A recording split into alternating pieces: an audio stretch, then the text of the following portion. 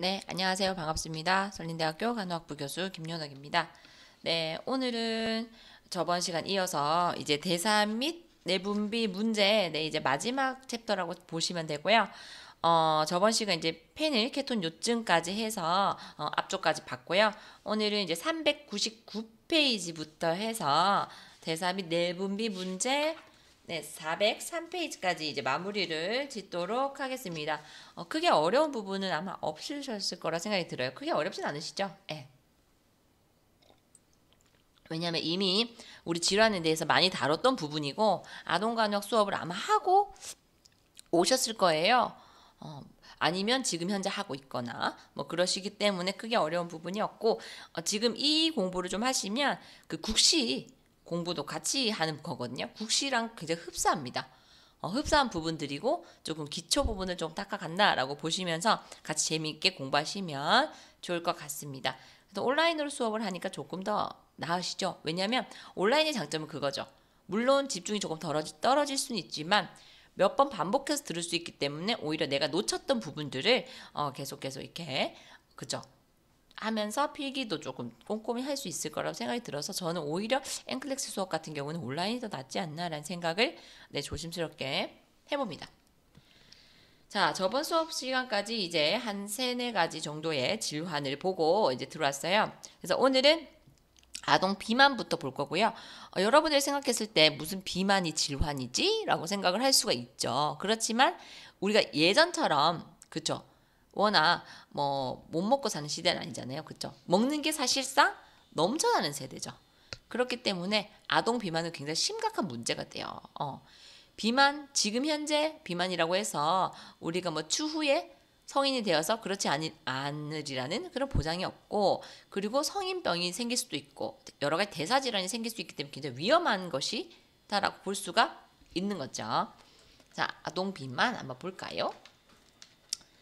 자, 그죠? 저희 아이들도 굉장히 통통하기 때문에 물론 걱정이에요. 자, 아동 비만 한번 볼게요. 자, 399페이지입니다. 자, 과도한 체지방이 아이의 건강과 복지에 부정적인 영향을 미치는 상태다. 벌써 이렇게. 그죠? 너무 심각하다라고 지금 얘기를 해놨잖아요. 자, 체지방 지수 BMI는 다음과 같은 선별 툴이다. 비만을 측정하는데 사용될 수 있다. BMI는 너무나 잘 아시죠? BMI는 사람의 체중을 킬로그램 단위로 사람 키 미터 제곱으로 나눈 값으로 정의가 되고 있고요. 질병관리본부의 권고에 따라서 통제 및 예방 CDC 보건 전문가는 2세부터 20세까지의 아동과 청소년을 측정할 때 BMI 100분위 수를 사용해야 된다라고 얘기하고 있습니다. 과체중은 85번째 이상 95번째 100분위 수 미만을 얘기하고 있고, 비만은 BMI가 95번째 100분위 수 이상일 때 우리는 비만이다라고 정의를 하고 있어요. 자, 비만의 영양. 그러면 비만의 원인은 뭐가 있냐 이거예요. 자, 비만은요, 유년기에 진단하면 신체 사회적, 정서적 건강 문제 같은 문제를 일으킬 수가 있다라는 거죠. 그다음 천식. 그렇죠. 우리가 이제 막 너무 비만하면 우리가 잘 때 목이 굉장히 턱턱 막히죠. 그래서 수면 무호흡증이라든지 뼈와 관절 질환 당연히 생길 수가 있겠죠. 무게를 이기지를 못하니까. 그다음에 이제 1형 당뇨가 아니죠. 유전적인 2형 당뇨. 우리가 식습관이나 이런 부분들 후천적으로 생기는 제2형 당뇨라든지 고지혈증이나 심장 질환 이런 쪽으로 위험 인자가 발생을 할 수가 있습니다. 그다음 비만인 아이는 성인이 되면 비만일 확률이 높아져서요. 당뇨나 심장병 어쨌든 뭐예요. 전체적인 대사증후군 같은 거 얘기하죠. 대사증후군이나 암 등 비만과 관련된 동반 질환이 발생할 수 있기 때문에 어쩌다 아동 비만이 굉장히 위험하니 잘 관리를 해줄 필요성이 있다라는 소리입니다. 자, 여기까지 아동 비만이고요. 자, 그 다음에 당뇨병입니다. 여러분들 너무나 많이 들어보셨던 당뇨. 아이에게도 당뇨병이 있습니다. 자, 설명 한번 볼게요. 자, 설명. 그림 32-1 먼저 볼까요? 옆에 다 써놨습니다. 자, 케톤 산증을 일으키는 인슐린 결핍입니다. 자, 먼저 인슐린이 부족해요. 그래서 지방입니다. 지방, 단백질, 탄수화물의 대사 장애고요. 그 다음 이것이 어떻게 된다? 고혈당증이 생기고, 그리고 피로하고 배고프고 체중이 막 감소합니다. 그럼 어떻게 된다? 그죠? 단요. 그죠? 다식. 우리 다 그 3대 증상이잖아요. 단요. 소변이 많이 나오고 세포 기야. 그 다음 저혈량증이 생겨요. 여기 없긴 한데 저혈량증이 생기고요. 이거는 체내 세포의 수분이 빠져나간다는 소리입니다.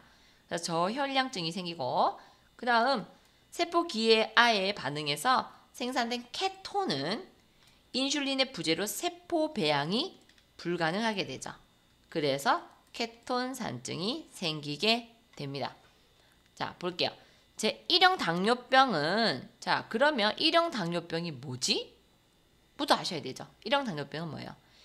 인슐린 의존형인 1형으로 대부분 췌장이요. 우리 췌장에 랑게르한스섬 있죠.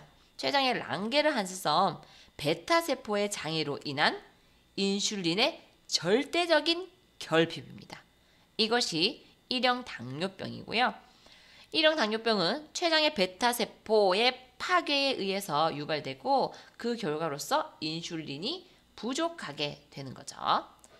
자, 그 다음에 제2형 당뇨병은 뭐냐? 신체가 인슐린을 적절하게 사용할 수 없는 인슐린 저항성 및 상대적인 인슐린 결핍을 동반하게 됩니다. 그래서 인슐린 비의존형이잖아요. 제2형을 인슐린 비의존형인 2형으로 인슐린의 상대적 부족, 그러니까 즉 비만으로 인한 인슐린 감수성 저하의 결과로 인슐린 필요량이 증가되어서 발생하는 거죠. 그래서 1형과 2형은 엄연히 달라요. 차이가 있는 당뇨병이다 라고 보시면 되고 1형은 약간 유전적인 거, 2형은 어떠다 후천적인 거다 라고 보시면 됩니다. 자, 다음 어린이와 청소년이 진단받은 비율 중 당뇨병과 제2형 당뇨병이 굉장히 증가하고 있어요. 2형 당뇨병이 증가하고 있습니다. 심각하다는 거죠. 유년기에 제2형 당뇨병을 발생시키는 가장 큰 위험 요인은 과체중입니다. 그래서 소아 2형 당뇨병에 대한 예방 전략은 박스 32-1을 참고해라. 그쪽 뒤에 있습니다. 설명드리도록 할게요. 완전한 인슐린 결핍 시에는 적절한 당의 사용을 증진하고 고혈당증, 당뇨성 케톤산증 및 죽음과 같은 증가된 혈당 수준과 관련된 합병증을 예방하기 위해서 외인성 인슐린의 사용이 필요하다. 그래서 주사나 이런 것들로 해서 인슐린을 넣어줘야 된다. 자, 진단은 고유한 증상과 증가된 혈당 수준의 근거를 하게 되고요. 정상 혈당 수치 좀 아셔야 되죠? 70에서 99 이렇게 얘기하고 있고 아동은 당뇨병 진단 시 최초 발생하는 당뇨성 케톤산증 증상 때문에 바로 아동 집중치료실로 입원을 할 수가 있어요. 당뇨성 케톤산증은 당뇨병의 급성 합병증입니다. 그래서 굉장히 위험하기 때문에 바로 ICU로 가서 입원을 할 수도 있다는 거죠. 자, 그 다음 보시면 2형 당뇨 예방법 나오죠. 그죠? 이 박스를 해석을 해둔 겁니다. 자, 아까 32-1 박스를 보자라고 얘기했잖아요. 예방 어떻게 할 거냐? 살을 빼기 위해서 건강에 좋은 음식을 먹자. 너무나 잘 아시는 거죠. 우리도 잘 되지 않는 탄산음료나 주스, 스포츠 드링크 이런 거 설탕이 든 거 많이 먹지 말아요. 물을 많이 드세요. 그 다음 더 많은 과일과 야채를 섭취하고요. 신선한 것이 최고지만 물에 얼려 통조림하는 것은 허용이 됩니다. 그 시럽이 아닌. 어쨌든 달지 않은 야채나 이런 거 먹으세요. 패스트푸드 제한해야 되고요.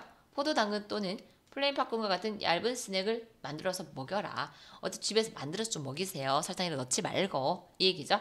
체중 감량을 위한 신체 활동 증가입니다. 어린이와 청소년은 하루에 60분 동안 물리적인 활동, 이거 아니고 활동이요. 활동해야 된다. 춤추고 걷고 자전거 타고 계단 오르기. 그 다음에 이게 비디오 게임 이걸 왜 써놓은 것 같냐면 이게 우리가 외국판을 번역해 놓은 거라서 대화형 비디오 게임 이건 뭐예요? 우리가 그냥 그 비디오만 그냥 보고 앉아 있지 말고 움직이면서 뭔가 하라는 소리예요. 그래서 우리가 보면 게임에서 왜 우리 그거 이름 잘 모르겠어요. 갑자기 우리 막 운동도 하고 막 그 들고 하는 거 게임 있잖아요. 그런 거 하라는 소리죠. 움직이라 소리예요. 화면 시간을 하루에 60분으로 제한해라. 앉아만 있지 마라 이겁니다. 경고 신호 감지예요. 갈증 증가. 그죠? 다갈. 이걸 다갈이라고 하죠. 야간 변뇨 증가할 수 있고요. 이거는 단뇨. 소변 많이 나오는 거, 흐릿한 시야, 그리고 특이한 치박. 이런 것들이 있다면 조금 의심을 해줘야 된다. 자, 그래서 이제 어세스 400페이지입니다. 400페이지. 자, 사정을 해보자. 뭐다? 당뇨 알죠? 당뇨, 다갈, 다식 3대 증상이잖아요. 너무 기본이죠? 그래서 이런 게 있다면 문제가 있구나라고 아셔야 되고, 고혈당증 생길 수 있죠. 인슐린 결핍으로 인해서 고혈당증 생길 수 있습니다. 그 다음 체중 감소될 수 있고요. 설명할 수 없는 피로나 기면, 그리고 머리가 아플 수 있고, 이미 대소변을 가리던 아이의 유뇨증, 다시 조금 거꾸로 돌아가서 막 대소변을 막 한다든지. 그 다음에 사춘기 소녀의 질염, 고혈당 조직에서 번성하는 칸디다균에 의해서 좀 유발이 될 수가 있고요. 호흡 시에 과일 냄새 이런 거 날 수 있겠죠. 다음 탈수증이나 시야가 흐려지고 상처 치유 속도가 좀 느리거나 의식 수준의 변화가 생기거나 생길 수 있어요. 자, 그 다음 장기적인 영향으로 정상적인 속도로 성장하지 못할 수 있고, 성숙의 지연, 재발성 감염, 고혈당증으로 인해서 계속 세균이 막 발생을 해서 재발성 감염이 생길 수 있고, 신경증이나 심혈관 질환이라든지 망막 미세혈관 질환, 신장 미세혈관 질환 이런 거 이 세 가지 5, 6, 7번은 뭐예요? 합병증이잖아요. 합병증. 이러한 합병증이 생길 수 있다. 합병증, 저혈당, 고혈당증, 당뇨성 케톤상증, 혼수 상태, 저칼륨, 고칼륨, 미세혈관 변화, 심혈관 이쪽으로 합병증이 생길 수가 있다. 자, 시기는 어떻게 해야 되냐? 아동의 나이와 기대되는 성장의 기준으로 해서 총 열량을 개별적으로 설정하고 정상 건강 영양 섭취를 격려해야 됩니다. 그래서 타입 2 당뇨병에 대한 미국 당뇨병 협회 권장 사항은 이런 사이트가 있어요. 그래서 확인을 할 수가 있다. PHCP에서 정한 바와 같이 당뇨가 있는 아동들에게는 에너지와 성장 발달을 위해서 균형 잡힌 충분한 칼로리가 필요하고요. 특별한 종류의 음식이나 보충제는 필요하지가 않습니다. 음식의 섭취는 매일 3끼의 식사를 일정한 간격으로 먹고요.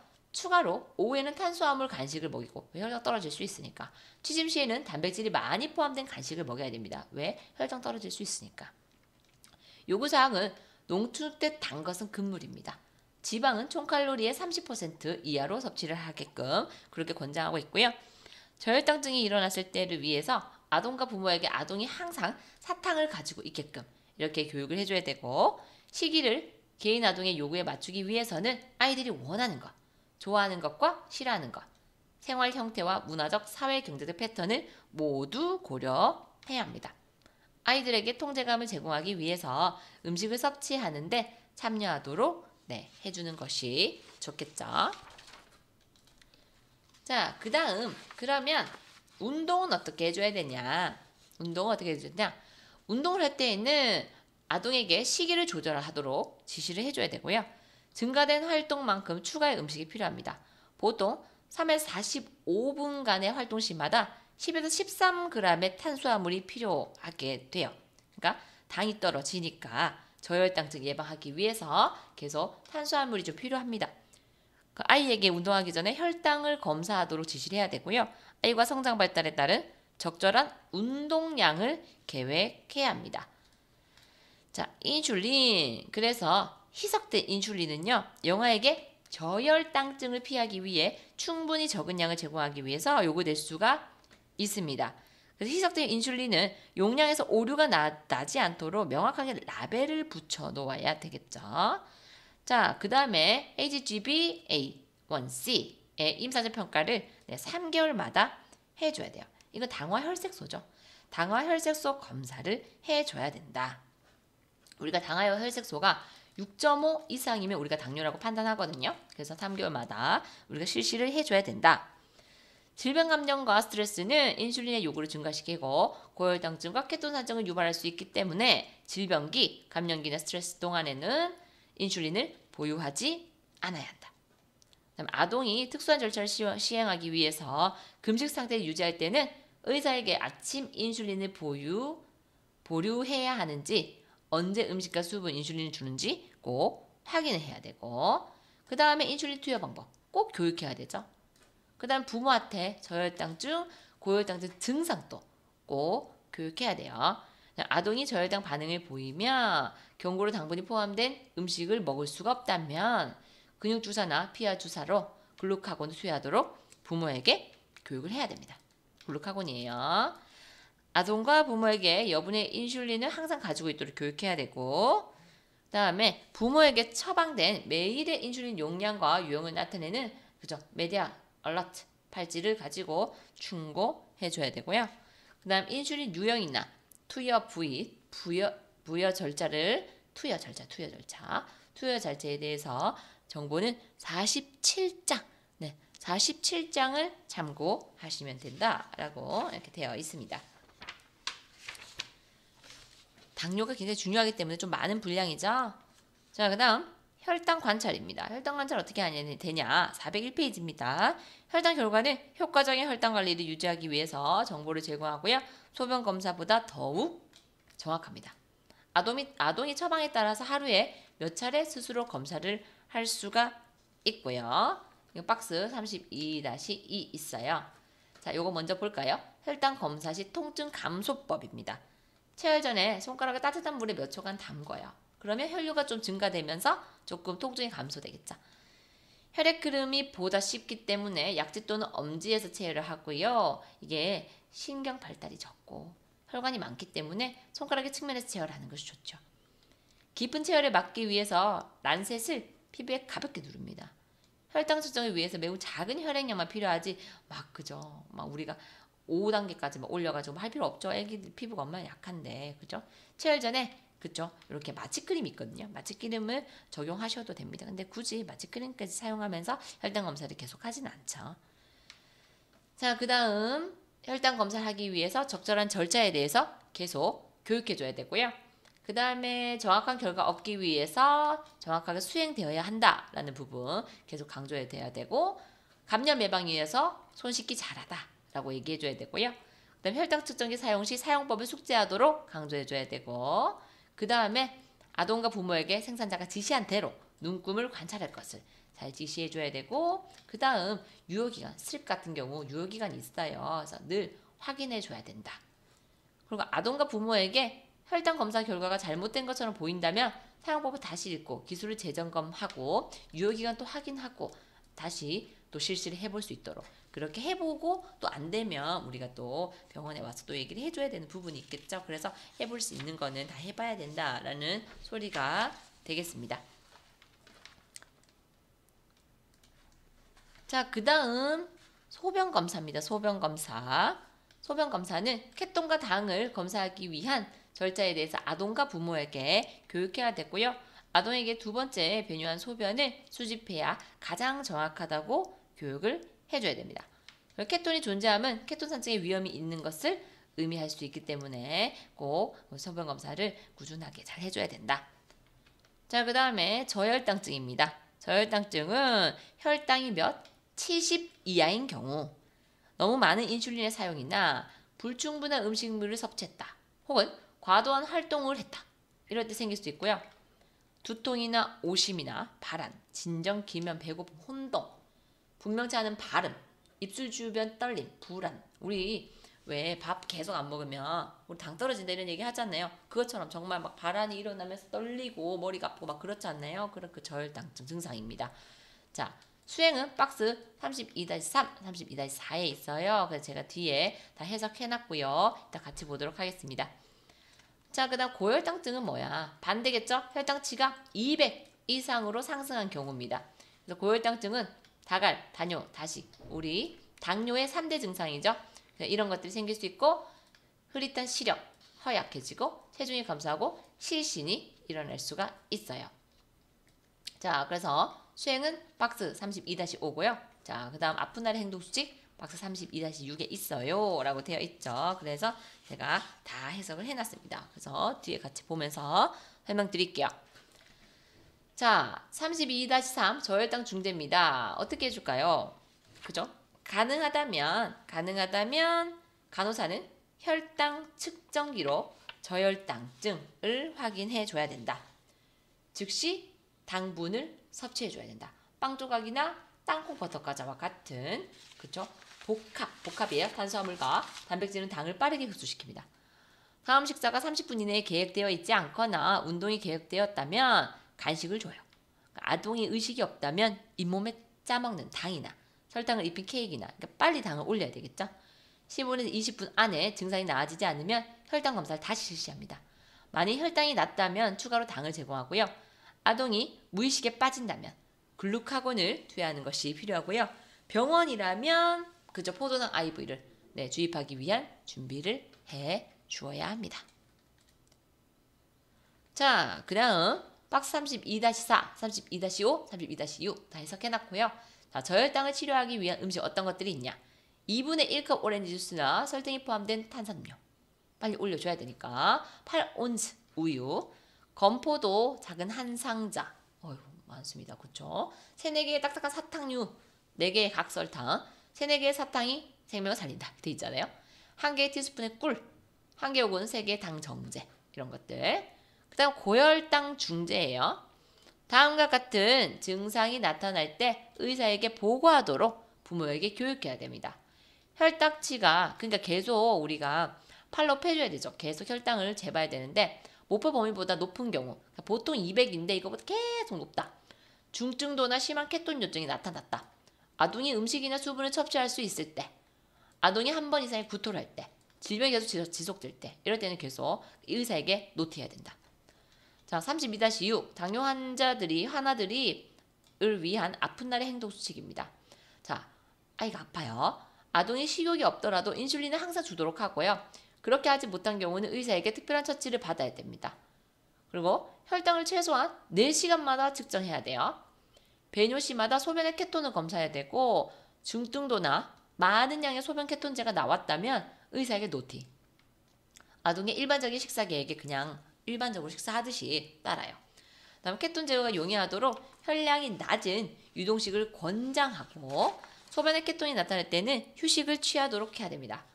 구토하거나 숨 쉴 때마다 과일 향기가 나고 깊은 빠른 호흡, 의식 수준의 감소나 지속되는 고혈당이 일어나면 의사에게 노티하도록 합니다. 자, 그쵸? 좋아요. 자, 그 다음 당뇨성 케톤산증입니다. 그쵸? 아까 얘기했던 부분 합병증이죠? 자, 심하게 인슐린이 부족할 때 발생하는 당뇨의 합병증입니다. 그래서 DKA는 생명을 위협하는 상태고요. 그 위험해, 응급이에요. 대사성 산증으로 발전되는 고혈당증입니다. 몇 시간이나 며칠째 걸쳐서 발생하고요. 혈당이 300 이상이고 소변과 혈장에서 케톤이 양성입니다. 자, 그래서 수행은 어떤 걸 해줘야 되냐? 뇌와 관상동맥이나 신장관리 조화를 보호하기 위해서 순한 혈액량을 계속 보충해줘야 되고요. 그리고 생리식염수와 정맥수행요법으로 탈수를 교정해줘야 됩니다. 그래서 처방에 따라서 레귤러 인슐린이나 고혈당증을 교정해줘야 되고요. 그다음 활력증후 계속 체크, 소변 체크, 정신상태 계속 체크, 그죠? 산증과 전해질 불균형을 바로 교정해야 됩니다. 처방되었다면 산소를 공급해야 되고요. 자주 혈당을 측정해야 합니다. 그 다음 혈당 수준을 낮추기 위해 인슐린을 처방받았다면 혈전 칼륨 수치가 변화될 수 있으므로 칼륨 수치를 주의 깊게 관찰해 줘야 돼요. 만약 칼륨 수치가 감소되면 칼륨의 보충이 요구될 수가 있어요. 칼륨 투여 전에 적절한 배뇨를 하도록 하고요. 만약 아동의 적당량의 표본을 보지 못하면 고칼륨 혈증이 나타날 수가 있어요. 수분 과잉의 증상을 주의 깊게 관찰해야 되고요. 혈당이 적절한 수준에 도달했을 때 처방에 따라서 포도당 정맥수액을 추가하도록 합니다. 고혈당의 원인을 치료하도록 해야 되겠죠. 자, 마지막 연습 문제에서 조금 갖고 왔어요. 자, 403페이지에 있고요. 자, 323번 제1형 당뇨병을 가진 학령기 아동이요. 일주일입니다. 이거 일주일에 3번 축구 연습을 했어요. 보험교사는 운동하는 동안에 저혈당증을 예방하는 방법에 관해서 교육을 실시하려고 해요. 보험교사가 아동에게 말해줄 것은 뭘까요? 정답은 4번. 축구를 하기 전에 오렌지 주스를 한 컵 마시거나 6개의 전맥 크래커를 먹는다. 보세요. 탄수화물 15에서 30g의 스낵을 축구와 같은 활동하기 전에 먹으면 저혈당증을 예방할 수가 있어요. 6개의 보리 크래커나 오렌지 주스 한 컵은 15에서 30g의 탄수화물을 제공해 준답니다. 그래서 아동과 부모에게 인슐린 처치에 시간과 양을 조정하도록 교육해서는 안 되고 식사량을 2배로 먹어서도 안 됩니다. 자, 329번. 체온이 38.8도. 아동에게 이부프로펜을 투여했어요. 해열제잖아요. 간호사는 이와 함께 어떤 중재를 해야 되는가? 뭘 해줘야 되겠죠? 4번. 담요와 옷 제거. 아동은요, 찬물은 오한을 일으키고 열에 의해서 증가된 대사 요구를 더욱 증가시키기 때문에 찬물이 아닌 미온수로 스펀지 목욕을 해야 됩니다. 아스피린은 레이 증후군 위험이 있죠. 그래서 발열 시 아동에게 투여하지 않아요. 그래서 수분은 탈수를 예방하기 위해 권장되기 때문에 구강 수분 섭취는 보류해서는 안 됩니다. 그래서 오늘까지 2시간에 걸쳐서 대사 및 내분비 문제에 대해서 봤고요. 다음 시간에는 위장관계 문제를 진행을 하도록 하겠습니다. 다음 시간은 제가 4주차네요. 4주차 4시간. 총 4개의 영상 올려드리도록 하겠습니다. 수고하셨습니다.